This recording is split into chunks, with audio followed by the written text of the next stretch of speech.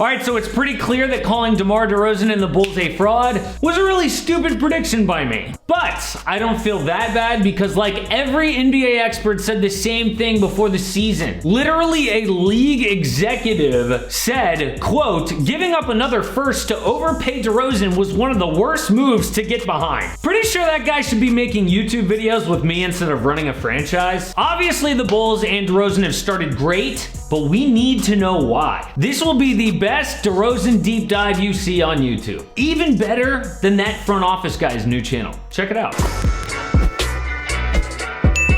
Now, my biggest beef with DeRozan has always been his defense. Dude was the worst defensive player in the league when he was with San Antonio. So naturally, a big three of DeRozan, Zach LaVine, and Nikola Vucevic is awful, right?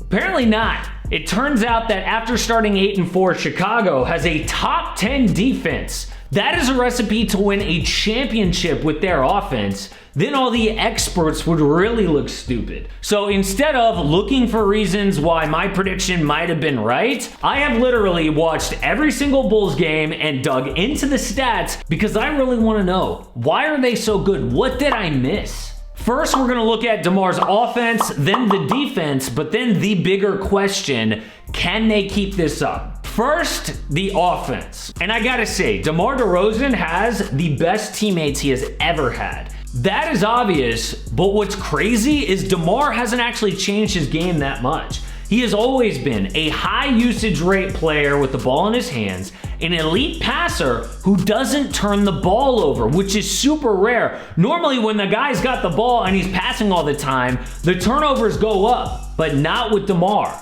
What has changed is his efficiency. Dude had one of the worst effective field goal percentages at his position in the league, but now it is above average. I think the main reason is that he is hitting more threes and he's not getting double teamed as much now that he's got so much offensive talent around him. We all know that the Spurs did not care if DeRozan ever shot a three, but in Chicago, he is taking more of them. And if this keeps up by the numbers, this would be his third most efficient season ever.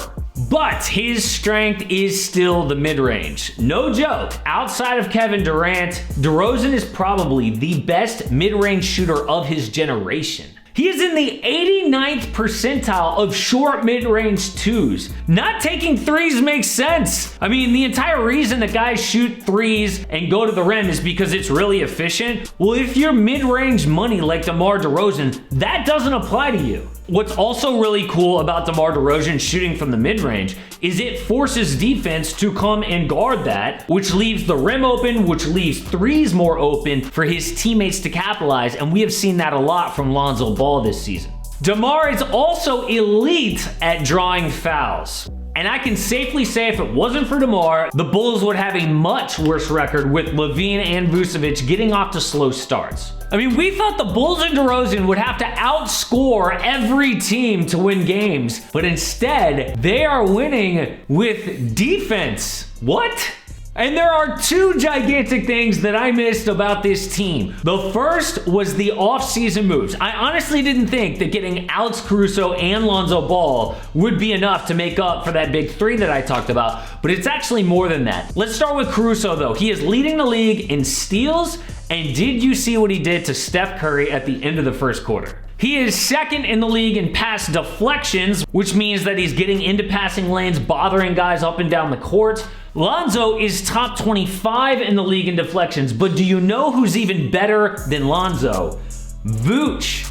Yes, the Bulls are showing that defense is really a team effort, and that adding a couple of guys with the right coach can change everything no matter who their teammates are. The NBA is still all about pick and roll, and so guys don't just guard man on man in isolation that much.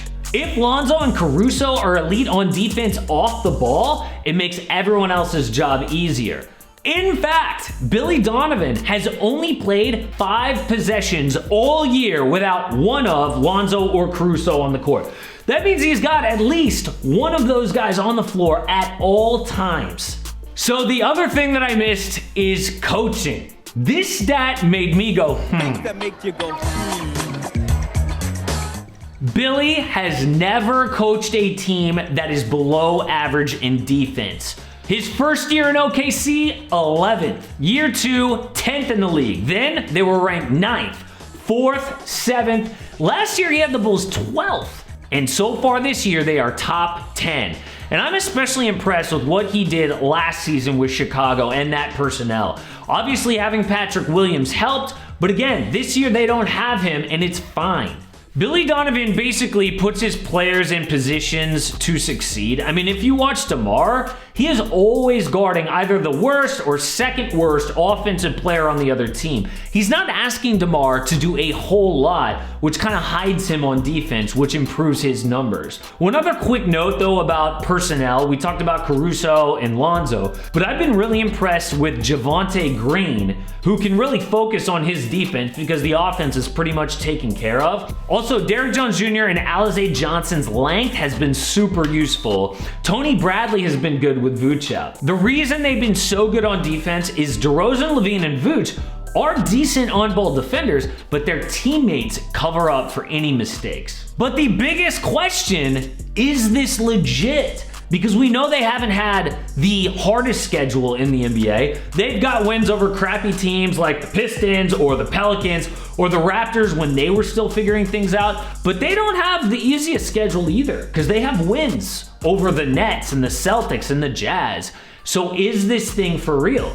Well, that's exactly what concerns me most about DeMar DeRozan. He has always been a great regular season player on offense, but in the playoffs, especially in Toronto, dude collapses. He goes from an elite scorer to a below average. Still a great passer, but turnovers increase.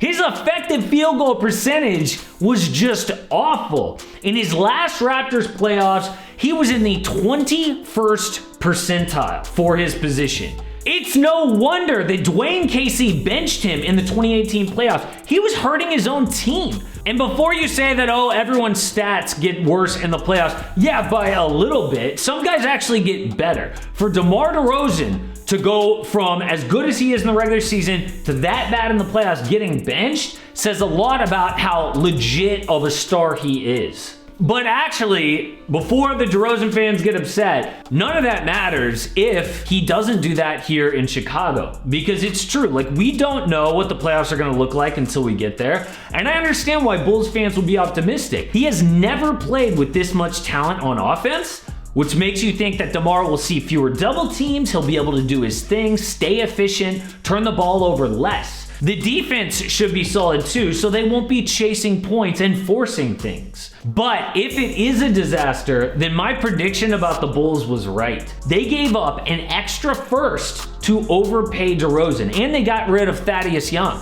That would make it really hard to rebuild. I mean, I know they got a first back from the Pelicans, but that's lottery protected. We also don't know what the penalty is gonna be from the Lonzo tampering investigation. They could be out another first-round pick.